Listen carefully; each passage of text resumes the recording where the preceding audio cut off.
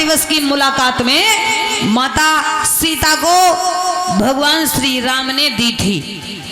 वही मुदरिया उतार करके आज माता सीता श्री राम जी को पिय ही की सिय जानन हारी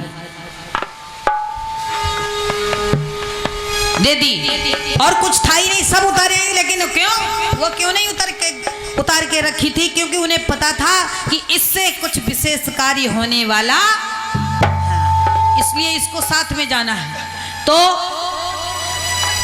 वही मुदरिया ले ली, राम जी ने अपने हाथ में पहन ली, सीता को नहीं दी। मुदरिया सांच बताई दी, रघुवर कहाँ छोड़े।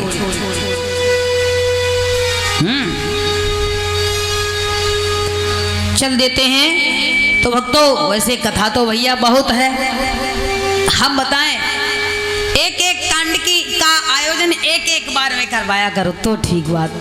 तो वो 9 दिन में कछ थोड़ा बहुत पल्ले पर है। एक एक कांड 7 कांड है?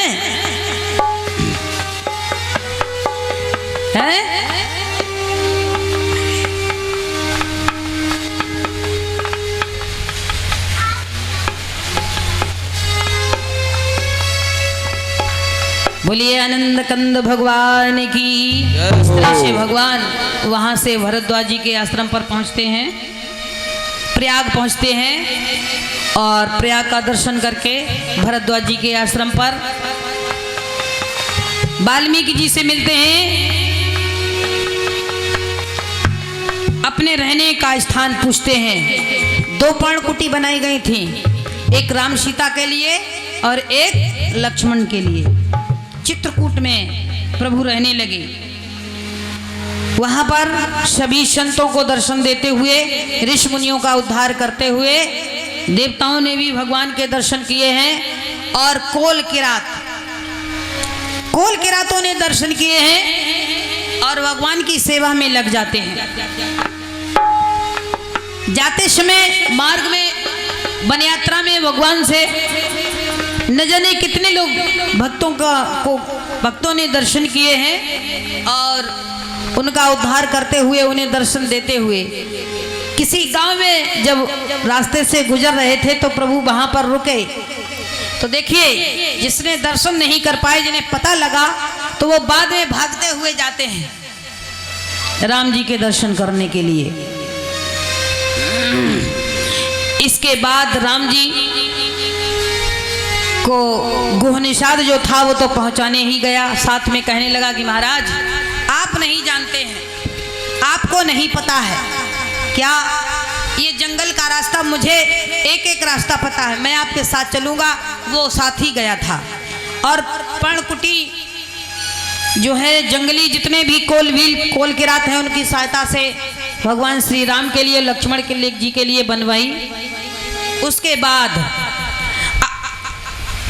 चित्रकूट में जब राम जी को छोड़ दिया तो वापस आता है और वापस आने के बाद में क्या देखता है, अभी भी रास्ते में उसकी नजर पड़ी। राम जी की स्थिति क्या है भक्तों, देखिए। वन में कम कर दी, क्यों हो जाती है कम? कम करते हो या हो जाती है?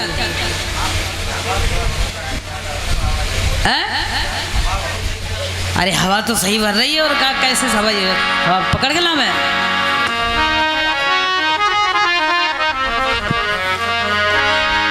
या फिर वो ले आओ, क्या उसमें साइकिल में हवा डालते हो, ले आओ पंप। हाँ,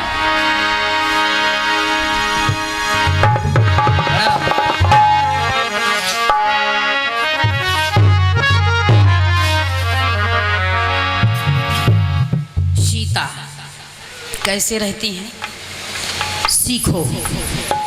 ऐसा ही नहीं है, एक पक्षीय बात नहीं है, यहाँ पे दोनों पक्षी बात है। आप सोचें एक पक्ष की बात है, सीता के लिए भी है, राम के लिए भी है।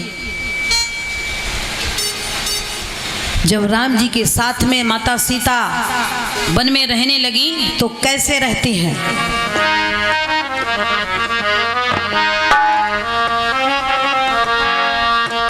और राम संग सिया रहते सुखारी।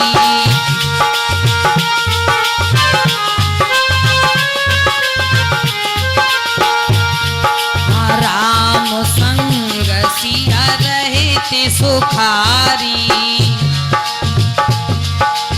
पुरजन परिजन और पुर परिजन ग्रह सुरते बिसारी।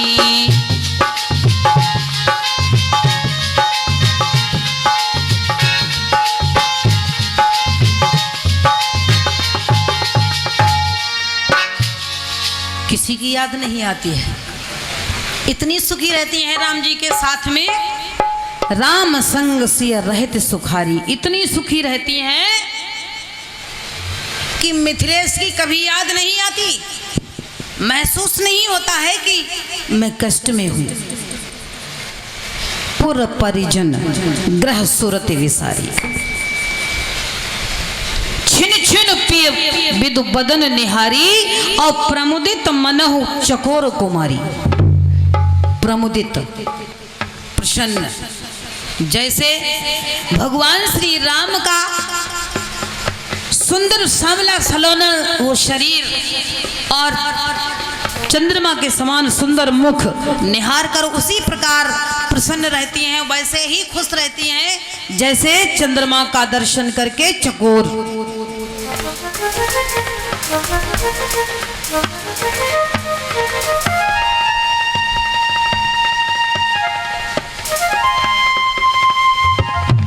दिन व दिन हर्षित रहती। प्रभु को जरा भी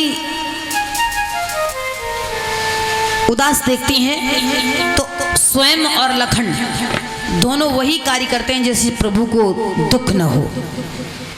ये बात सुन करके, ये देख करके, मतलब ये है भक्तों कि संसार पत्नी का तो पति के साथ ही होता है, उसका सर्वस्व सुख कुछ भी नहीं है। यदि आपस में दाम्पत्य जीवन में सौहार्द और प्रेम खुशहाली है तो इससे बड़ी संपत्ति कुछ है ही नहीं।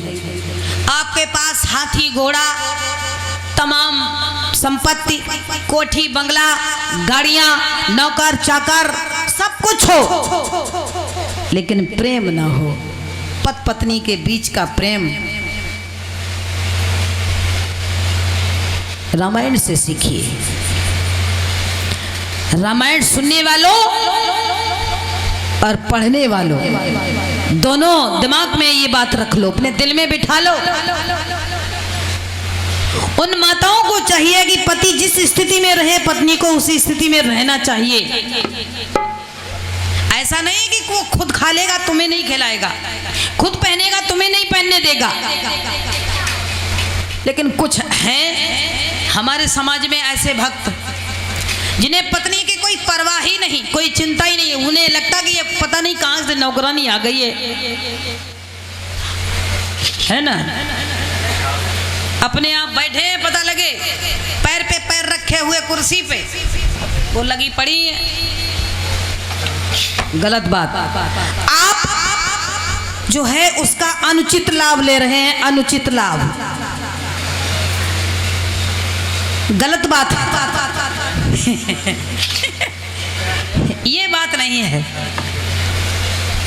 एक स्वेच्छा होती है, एक स्वेच्छा से किया हुआ कार्य होता है और एक दबाव डालकर दबाव दिया जाता है कि नहीं तुमको ये कार्य करना है, मजबूर किया जाता है। एक समझते हैं अरे अगर पत्नी है तो वो इस बात को जानती है, समझती है, उसे पता है कि ये मेरा पति है, ये मेरे बच्चे हैं, ये मेरा घर है, ये मेरा ससुराल है और मेरी इसके प्रति जिम्मेदारी क्या है। खुशहाल जीवन जीने के लिए यदि विवाह तो सब कर लेते हैं, विवाह करने में कोई दिक्कत नहीं, लेकिन जब विवाह का भार कंधों पर आता है मेरे भाई, तबई लपकी आते पीठ। हाँ, बच्चे हो गए, खान पान पत्नी को साड़ी चाहिए, उसे सारी व्यवस्था चाहिए, जो फैसिलिटी उसके अधिकार की है उसे वो मिलनी चाहिए, लेकिन नहीं मिलती है ना? क्यों नहीं मिलती है? अरे वो अपने लिए भर के लिए ही नहीं कमा पाते तो पत्नी की शौक कहाँ से पूरी करें? हैं? वे अपने ही झूमने से उनको फुर्सत नहीं है तो फिर बताइए पत्नी की तरफ उनका ध्यान कैसे जाए? ऐसा नहीं, वो आपकी अर्धांगिनी है और अर्धांगिनी को अर्धांगिनी की तरह से जो स्थान नहीं देता वो सारे जीवन भर पछताता। शायद मुझे लगता है वो मौका उसके हाथों से सुनहरा निकल जाता है, फिर क्या रह जाता है? फिर पछताए होत का जब चिड़िया चुंग गई खेत। फिर क्या फायदा?